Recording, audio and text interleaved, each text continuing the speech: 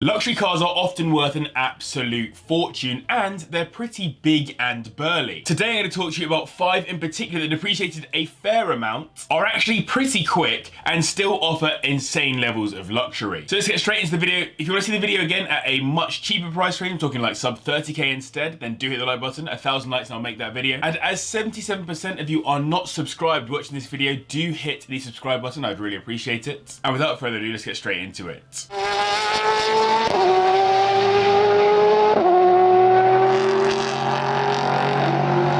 We're kicking off this video with the oldest and slowest car, but also arguably the most luxurious from the most well-respected luxury-specific car brand in the world, the 7th generation Rolls-Royce Phantom, which for a car that weighs more than 2,500 kilograms with a complete focus on luxury is surprisingly quick. That's thanks to its 6.75-litre V12 engine, the largest on this list, which makes 453 brake horsepower, wafting it to 60 in 5.7 seconds, not bad at all for a car of its age and size. To try and save weight, a lot of the body is aluminium, which does make replacement parts a bit more expensive, but it's always no expense spared with Rolls-Royces. It was the first Rolls-Royce to hit the market after BMW bought the rights to the brand, but unlike some more recent examples like the Ghost, this Phantom isn't really related to anything in the BMW lineup. For its time, it had some crazy cool stuff, including voice recognition by 2009, a refrigerator, 5-zone climate control, power opening and closing everything, and a bespoke program that effectively meant that if you could dream it,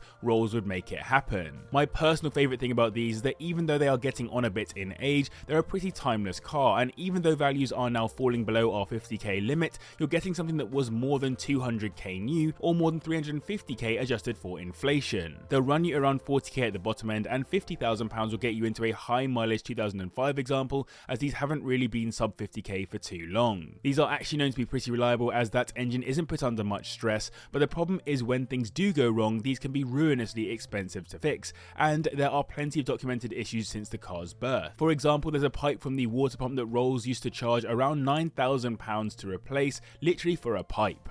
Next up, we have the range-topping luxury car from Lexus, the LS500H, from the 5th generation LS that arrived in 2017 and continues through to today. Considering Lexus isn't maybe everyone's first pick when it comes to luxury cars, the LS is genuinely ridiculously well equipped, both in terms of luxury features and finish too. This is made even better by these managing around 43 miles per gallon, the best on this list, thanks to their 3.5-litre V6 engines combined with 2 electric motors to put out 354 brake horsepower, taking this massive car to 60 in 5.2 seconds, which makes this a bit of a sleeper in my books. Given it's much newer than the Phantom, it has some super cool features like the externally opening panoramic roof, otherwise called a moonroof for the LS, and 3D surround sound speakers that are hidden in the ceiling. I'm a big fan of the understated interior, which feels incredibly well put together. It doesn't look like it will feel out of date as quickly as some of the older generation LS's. But most importantly, I like that they're a bit rarer than some of the other luxury cars on this list, as though these have sold incredibly well in the US, being the top selling luxury saloon in 15 of its first 17 years in the market across generations, it hasn't been anywhere near as popular here in Europe, so you get a luxury car that's a little bit different, which glides under the radar compared to equivalent Mercedes, BMWs and Audis. These start at around the £35,000 mark, and for a 50k limit you'll be getting a 2018 example with around 20,000 miles on the clock. The good thing about these is that they are known to be very reliable. I would watch out for battery life longer term with those electric motors though,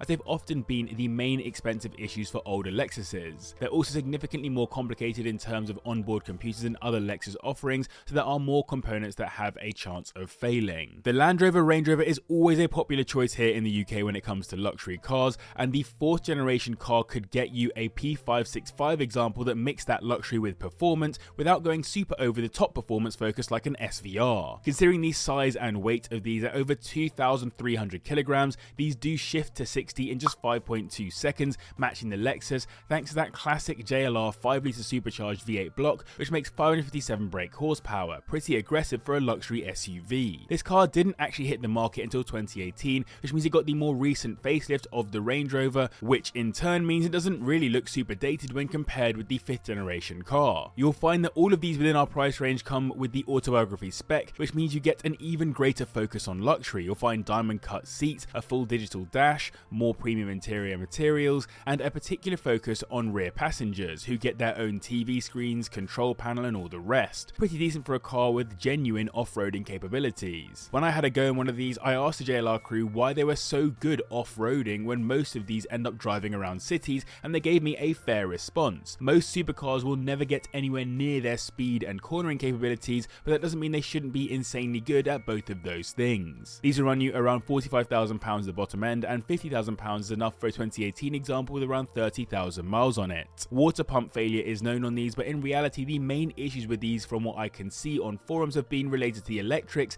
and typically have been taking place very early in these cars' lifetimes. There are plenty of horror stories of these being locked up in JLR garages and rarely being driven within the first couple of years of ownership, so look for one with good service history that's done decent mileage and try to keep that one going. So I hope you guys are enjoying this video. If you are, then do hit the like button and subscribe as well if you're new. As I said, 77% of you are not subscribed. I'd really appreciate it if you did hit that subscribe button. And let me know in the comments down below, for you, what matters most, luxury or performance? Of all the cars on this list, the Mercedes S63L AMG might be the best of all worlds, with the best overall mix of luxury, technology and performance. I'm talking specifically about the 6th generation S-Class, but the post-facelift example, which came in all-wheel drive and with way more power than pre-facelift models. It also got the more recent and quite common 4-litre twin-turbocharged V8 engine, which makes a massive 603 brake horsepower, the most on this list, taking it to 60 in 4.2 seconds, a whole second quicker than the Range Rover. The spec list on these is absolutely insane. I've often been quite critical about Mercedes for the poor material quality used on the interiors of many of their more premium offerings, but the S-Class isn't like that at all. As the flagship cars, Mercedes genuinely do an amazing job with them. These specifically get a bunch of carbon fiber in there too, as opposed to wood or metals, given they're supposed to be that mix of performance and luxury. Pretty funny when the rear seats fold back with a little footrest so you can lay back and watch your TV in peace. I genuinely think of all the cars on this list, if looking rich is what matters to you, then this is the car you go for. Park one of these in a car park, put your mate in the driver's seat in a suit and tell them to wait for you, and you'll look like a celeb getting back into it. These are listed anywhere from around the 42k mark, and for 50k you'll be looking at a 2018 model that's done around 60,000 miles. That 4-litre V8 is known to be great in terms of reliability across the AMG range, which is great news. Instead, the things I'd want to be aware of on these would be to do with the technical complexity, with so many sensors and electrical bits that could go wrong, and the air suspension starting to leak over time, as that's always been an expensive one to fix across S-Class generations. Taking the top spot thanks to its utterly ridiculous performance is a luxury car that I recently had the chance to spend some time in thanks to the team I've been working with over at Motorland, the BMW M760L, which is BMW's main competitor to the Mercedes we just looked at. My main comment from personal experience is that it's built like a tank, with incredibly thick doors that are satisfying to open and close,